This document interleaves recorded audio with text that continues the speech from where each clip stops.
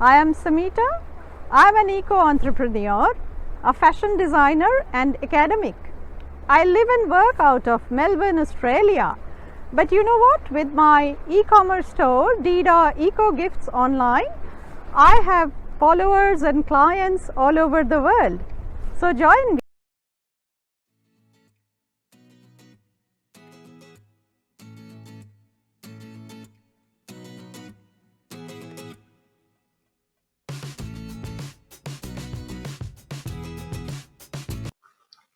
Choose to challenge. Celebrate women's achievements. So this is precisely what we are doing at Learn with Samita on International Women's Day 2021. We have shortlisted 3 women who overcame immense personal and professional struggles and left an indelible mark on fashion. So the first woman on our list is Noor Jahan. Empress Noor Jahan, wife to Mughal Emperor Jahangir, stepmother to Mughal Emperor Shah Jahan. Shah Jahan is better known as the one who built Taj Mahal in memory of his beloved wife. Now abandoned at childbirth, Noor Jahan, then Mehrun-Nisa, was rescued by a fellow traveler and reunited with her parents.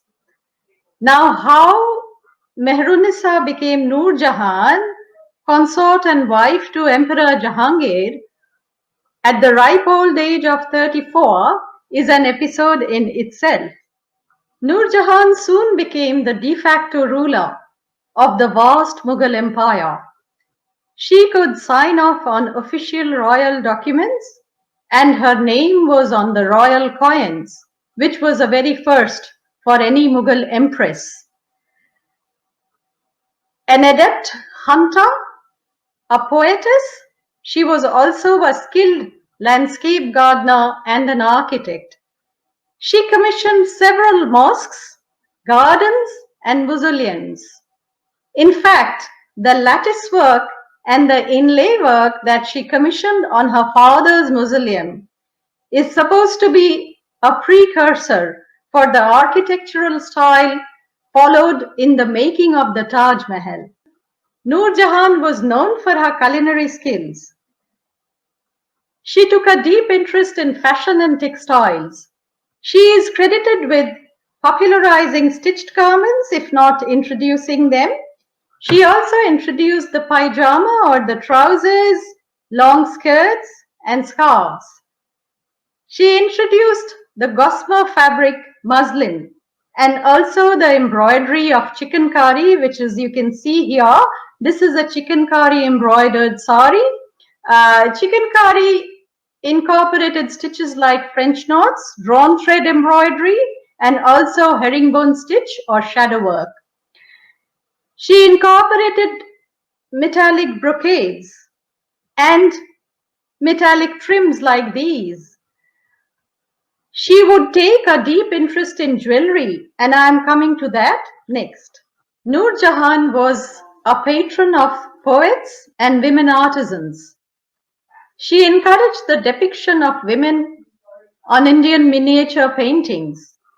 To Noor Jahan goes the credit of introducing 2 very beautiful genres of jewelry making. The first one is Kundan jewelry, or the making of jewelry with uncut Polki diamonds. The second one is enameling on metal, enamel jewelry. So that was introduced by Noor Jahan as well. She even went on to design an inexpensive wedding dress for poorer women in society, and this wedding dress apparently is worn to date. So she was one of the first feminists and achievers. Next on my list is Coco Chanel. Brought up in an orphanage, Coco went on to work as a sundry performer, a seamstress, and eventually a milliner with a degree of success. But what helped establish the Chanel empire was the garçon look, or the little boy look. freed women from the tyranny of corsetry, of bondage, and hobble skirts, etc. She made simple dresses out of jersey fabric in basic neutral colors. And the garçon look resonated with the women of post-World War I era. So after the First World War, women were joining the workforce. They were becoming more and more conscious of their rights, the suffragettes, etc. And that's when Coco came like a breath of fresh air with her simple, comfortable, wearable clothing. She also popularized costume jewelry. You know what? After a war, no one would want to wear precious jewelry, flaunt their wealth, but they could still wear costume jewelry. And so Coco popularized for pearls, for instance, pearls in different colors, which were obviously for. And then she combined all of that with gemstones, semi-precious stones, and she made chains, she made necklaces, she made pendants, earrings out of, and all of that, and she made costume jewelry palatable. Now in 2020, there was a lot of talk about pivoting, how we should adapt to changed circumstances. And if you need to learn about pivoting, you have to look at Coco Chanel. During the Second World War, Coco retreated to Switzerland and lived there for a number of years. Her entire revenue, her income came from the by then iconic perfume Chanel No. 5. Coco had decorated the perfume bottle, the Art Deco Chanel No. 5 bottle, herself. So when Coco returned to fashion in the 50s, well past the age of 70 herself, the fashion scene was dominated by male fashion designers. Christian Dior with his new look, Balenciaga. But Coco took just about a year to re-establish herself with the Chanel suit, collarless jackets, pleated skirts, pockets, buttons, and of course the iconic quilted Chanel bag was introduced in 1955. Frida Kahlo. Now you would say, Samita, why Frida? Frida is a painter. She's not a fashion designer. But you know what? With her monobrow, her Mexican folk-inspired colorful costumes, her headgear, her elaborate jewelry, she left an indelible mark on many a fashion designer. Better known among them, Elsa Schiaparelli, and lesser known, yours truly. Affected by polio as a child, Frida suffered a bus accident at the age of 16. This was to leave her with lifelong pain and medical problems.